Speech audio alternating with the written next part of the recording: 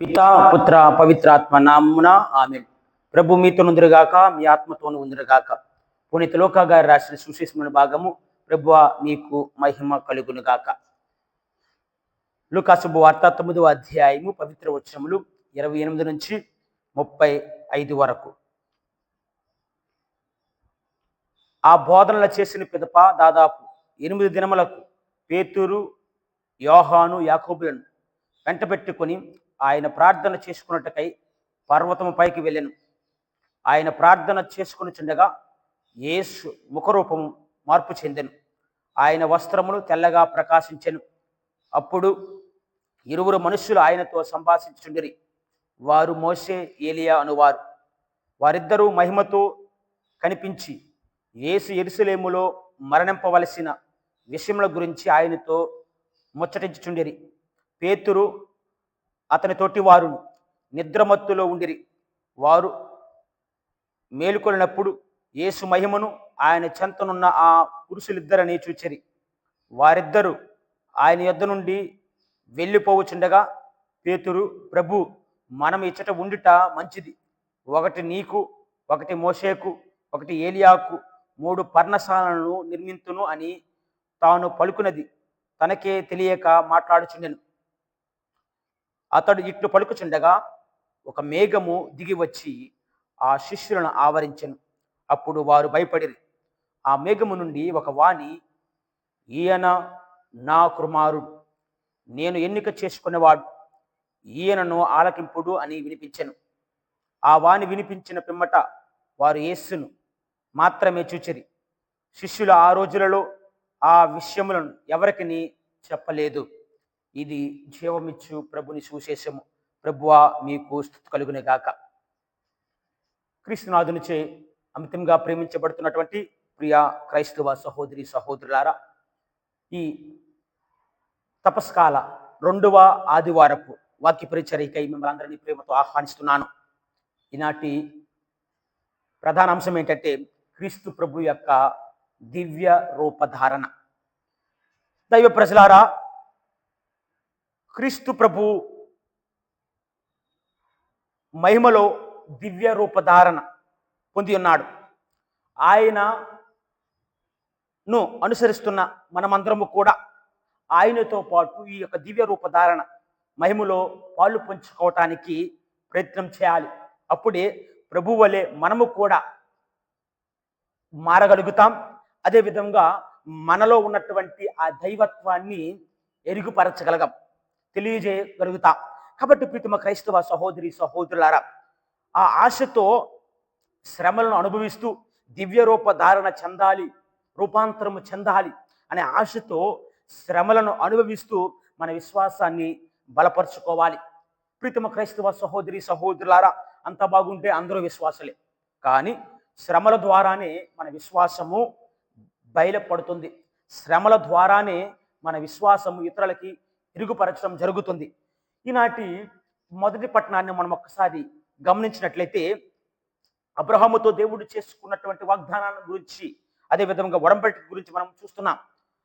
అబ్రహాము జీవితం నుండి దేవుడు పిలిచి, అబ్రహాము నీ దేశమును, నువ్వు చుట్టుపక్కలను విడిచి నేను చూపించినట్టు దేశానికి వెళ్ళుము అంటే వెంటనే అబ్రహాము దేవుని యొక్క మాటను విధేయులై దేవుని మాటను ఆలకించి వాటన్నిటిని కూడా విడిచిపెట్టి వెళ్ళాడు. అదే అంశాన్ని ఆదికాండము 12వ అధ్యాయము 1వ వచనం చదువుకుంటాం. అయితే మళ్ళీ అబ్రహాము దేవుడు చెప్పిన విధముగా కానాను దేశంలో స్థిరపడిన తర్వాత దేవుడు అబ్రహామును పిలిచి మళ్ళీ అబ్రహాముతో 2 రకాల వాగ్దానాలు చేశాడు. 2 రకాల వాగ్దానాలు అవేంటంటే, మొట్టమొదటిగా అబ్రహాముతో పలుకుతున్న మాటలు ఏంటంటే, అపారమైన సంతతిని వాగ్దానం చేశాడు. నీ యొక్క సంతతిని ఇసుక రేణువుల వలె చేస్తానన్నాడు. అంటే దేవుడు పలికినటువంటి మాటలపై పూర్తి విశ్వాసముతో ముందుకు నడిచాడు. కాబట్టి అబ్రహాము విశ్వాసులకు తండ్రి అయ్యాడు. అదే అంశాన్ని ఆదికాండము 15వ అధ్యాయము 5వ వచనంలో చూస్తూ ఉన్నాం.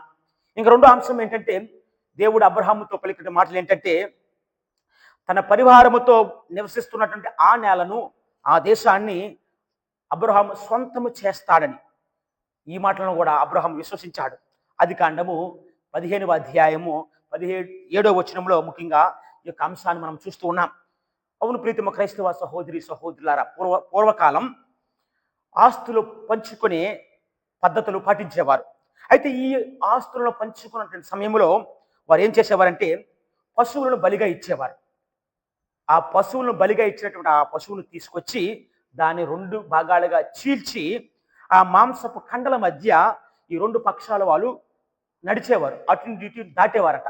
దీని అర్థం ఏంటంటే ప్రీతమ క్రైస్తవ సహోదరి సహోదరులారా, ఎవరైనా ఈ ఒడంబడికను, ఎవరైనా ఈ ప్రామిస్ను బ్రేక్ చేస్తే, ఈ ఒడంబడికను నిలబెట్టుకోకపోతే వారి యొక్క ప్రాణాలను తీసే అధికారం వేరే పక్షానికి ఉంది అని దీని యొక్క అర్థాన్ని మనకు తెలియజేస్తున్నాడు.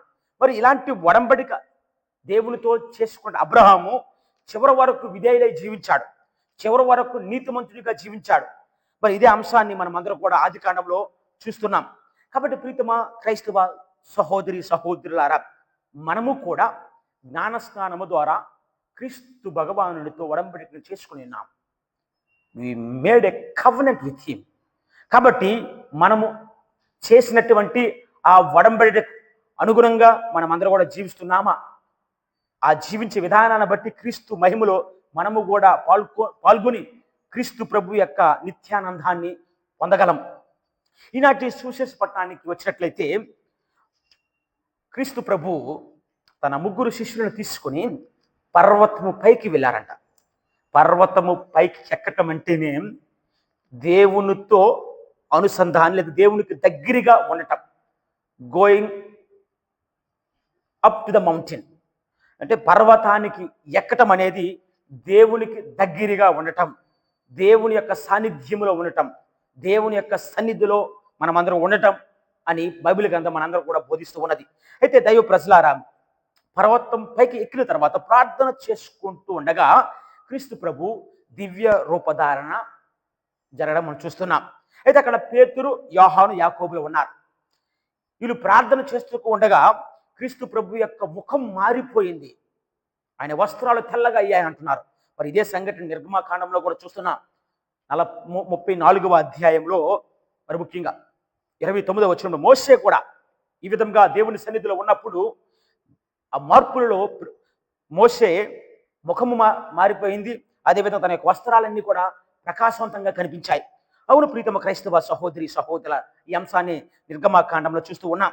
అయితే దైవ ప్రజలారా, ఇక్కడ 3 శిష్యులను క్రీస్తు ప్రభు పర్వతం మీదకి తీసుకెళ్ళడం చూస్తూ ఉన్నాం. ఎందుకు వీరికి ఎక్కువ ప్రాధాన్యత ఇచ్చారంటే 12 మంది శిష్యులలో మొట్టమొదటిగా పిలిచిన వ్యక్తులు ఈ 3. అదేవిధంగా యాయీరు కుమార్తె మరణించినప్పుడు గత్సెమని తోటలో కూడా ఈ 3 ఉన్నారు. అయితే ఈ విధముగా సంఘములో ఈ యొక్క సంఘటనలో కూడా క్రీస్తు ప్రభు ఈ యొక్క 3 తీసుకొని వెళ్తూ దివ్య రూపధారణను పొందారు. ఈ యొక్క దివ్య రూపధారణలో మోషే, ఏలియా ప్రవక్తలు సంభాషణను, ఆ దివ్యవాణి శబ్దమును వీరు విని ఉన్నారు. ఇక్కడ ఏలియా అదేవిధంగా మోషేలతో క్రీస్తు ప్రభు మాటలు ఏంటంటే యెరూషలేములో క్రీస్తు ప్రభు పొందబోయే శ్రమల గురించి మాట్లాడారు. అంటే ఇక్కడ ఏలియాతోనూ మోషేతో మాట్లాడటం అంటే ఇక్కడ ఏలియా ప్రవక్తలలో ప్రథముడు, మొట్టమొదటి ప్రవక్త, ప్రవక్తలలో శ్రేష్ఠుడు, ప్రవక్తల తరానికి మొదటివాడు, తొలితరం. మరి అదేవిధంగా మోషేని చూస్తే ఆయన ధర్మశాస్త్రానికి ప్రతినిధిగా నిలుస్తూ ఉన్నాడు. ధర్మశాస్త్రానికి ప్రతినిధిగా నిలుస్తూ ఉన్నాడు. వీరిద్దరే మెస్సియా గురించి బోధించారు ప్రజలకు. మెస్సియా ద్వారానే దేవుడు తన నూతన ఒడంబడికను ఏర్పరచుకుంటారని బోధించారు. అదే విధంగా ఈ విధంగా క్రీస్తు ప్రభు గురించి మాట్లాడుతూ క్రీస్తు ప్రభును మెస్సయాగా రుజువు చేయడంలో ఇది నిరూపించబడిందని మనం అర్థం చేసుకోవాలి. కావున ప్రీతమ క్రైస్తవ సహోదరి సహోదరులారా, క్రీస్తు ప్రభు నిజమైన మెస్సయాగా వీరితో మాట్లాడటం ద్వారా రుజువయ్యింది. ఇంకా వీరు ఈ విధంగా ముందుకు వెళ్తుంటే అక్కడ ఒక శబ్దము వినిపించింది. పేతురు తెలుసో తెలియకో అన్న మాటల ద్వారా ఇక్కడే మనం ఉండటం మంచిది. మన 3కి 3 పర్ణశాలను ఏర్పాటు చేస్తానన్నప్పుడు మేఘము వారిని కమ్మివేసి ఆ మేఘము నుండి ఒక శబ్దమును వారి వింటున్నారు, ఒక వాణిని వింటున్నారు. క్రీస్తు బాప్తిస్మ సమయంలో కూడా ఈ వాణి వినిపించింది. ఈ శబ్దాన్ని వారందరూ కూడా విన్నారు. ఇక్కడ ఏంటంటే ఆ వాణి ఏం చెప్తుందంటే, ప్రీతమ క్రైస్తవ సహోదరి సహోదరులారా, ఈయన నా ప్రియమైనటువంటి కుమారుడు, ఈయన నా ప్రియమైన కుమారుడు, ఈయనను మీరు ఆలకించండి అన్నారు. ఎందుకంటే అంతవరకు కూడా ఇజ్రాయేల్ ప్రజలందరూ కూడా, యూదులందరూ కూడా మోషే అదే విధంగా ఏలియా చెప్పిన మాటలనే వాళ్ళు ఆలకించారు. వారు చెప్తున్న మాటలనే వారు విన్నారు. వారు మాటలు వింటూ క్రీస్తు కోసం ఎదురు చూచారు. మరి ఇప్పుడు క్రీస్తే మెస్సయాగా నిర్ధారణ జరిగిన తర్వాత ఆ మేఘ మండలం ద్వారా దివ్యవాణి పలుకుతున్న మాటలు ఏంటంటే, ఇక మోషే అదేవిధంగా ఏలియా కాదు, క్రీస్తు ప్రభువు చెప్పిన మాటలు ముఖ్యమైనవి. ఆయనను మీరు ఆలకించండి. ఆయన ఏ విధముగా జీవించమని మిమ్మల్ని ఆజ్ఞాపిస్తున్నాడు, ఆ విధముగానే మీ యొక్క అనుదిన జీవితం ముందుకు సాగండి అని ఈ యొక్క దివ్యవాణి బోధించడం మనం చూస్తున్నాం. ప్రీతమ క్రైస్తవ సహోదరి సహోదరులారా, ఈ ముగ్గురు వ్యక్తులు మరి ముఖ్యంగా ఎవరంటే, ఈ ముగ్గురు శిష్యులు పేతురు, యోహాను, యాకోబు పునరుత్థానం తర్వాత ఏమైందో వారికి తెలియదు, ఏమవుతుందో తెలియదు. వారు ఏ విధంగా ఏమనుకున్నారంటే, క్రీస్తు ప్రభువు కూడా శ్రమలు అనుభవించి మరణించి యాయిరు కుమార్తె ఏ విధముగానైతే జీవంతో లేచిందో ఆ విధముగానే క్రీస్తు ప్రభు కూడా లేస్తారు అనుకున్నారు. కానీ దానికి భిన్నంగా ఉంది. ఇది చాలా మహత్తరమైనటువంటిది, ఉత్తమమైన మహోన్నతమైనటువంటి గ్రహించారు వారు. దేవుడు తన అపారమైన ప్రేమను ఈ విధముగా తన ఏకైక కుమారుని ద్వారా, ఏకైక కుమారుని యొక్క బలి ఆత్మల ద్వారా చూపించాడని సత్యాన్ని వారందరూ కూడా గ్రహించారు. ప్రీతమ క్రైస్తవ సహోదరి సహోదరులారా, ఈ యొక్క దివ్య రూపధారణ ద్వారా క్రీస్తు తాను దైవ కుమారునిగా తెలియజేస్తూ తాను ఏ లోకానికి వచ్చి తన యొక్క కర్తవ్యాన్ని మనందరికి కూడా తెలియజేయడం చూస్తూ ఉన్నాం. ఈనాటి 2వ పట్టణంలో మనం ఒకసారి గమనించినట్టయితే, బలహీనమగు మన మత్య శరీరములు వాటంతట అవి దివ్య రూప ధారణను ధరించలేవంట. We have our own limitations. కాబట్టి ఈ శరీరమునకు పవిత్రాత్మ తోడైతే ఆ దివ్య శక్తి ద్వారా దివ్య రూప ధారణ జరగడానికి సాధ్యమవుతుందని ప్రభువు పలుకుచున్నారు. ప్రీతమ క్రైస్తవ సహోదరి సహోదరులారా, మరి దివ్య రూప ధారణ మన యొక్క జీవితంలో జరగాలంటే క్రీస్తు ప్రభువును ఆలకించాలని ఆ యొక్క దివ్యవాణి మనందరూ కూడా బోధిస్తూ ఉన్నది. క్రీస్తు ప్రభువునకు దగ్గరగా జీవించాలి. దేవుని యొక్క సాన్నిధ్యములో మనమందరం కూడా నివసించినప్పుడే ఈ యొక్క దివ్య రూపధారణ మనలో ఉన్నటువంటి ఆ దైవత్వం, దివ్య రూపధారణ అంటే మనమందరము కూడా ఎవరు, మీ దేవుని యొక్క పుత్రులము పుత్రికలము. ఆ పుత్రిత్వం అనేది బయటపడుతుంది. మనం దేవుని యొక్క సంతతిగా ఎరుగుపరచగలం, తెలియజేయగలుగుతాం. అప్పుడే దేవుని యొక్క బిడ్డలుగా మన యొక్క ప్రవర్తన, మన యొక్క మాట తీరు, మనం చేసే ప్రతి పని కూడా, కార్యము కూడా ఆ విధముగానే ఉంటుంది. కాబట్టి ప్రీతమ క్రైస్తవ సహోదరి సహోదరులారా, ఆ పవిత్ర ఆత్మ శక్తి కోసమై ఈ యొక్క దివ్య పూజా బలిలో ప్రార్థిస్తూ మన యొక్క జీవితాలు నిజమైనటువంటి సాక్షులుగా మారడానికి ప్రయత్నించుదాం.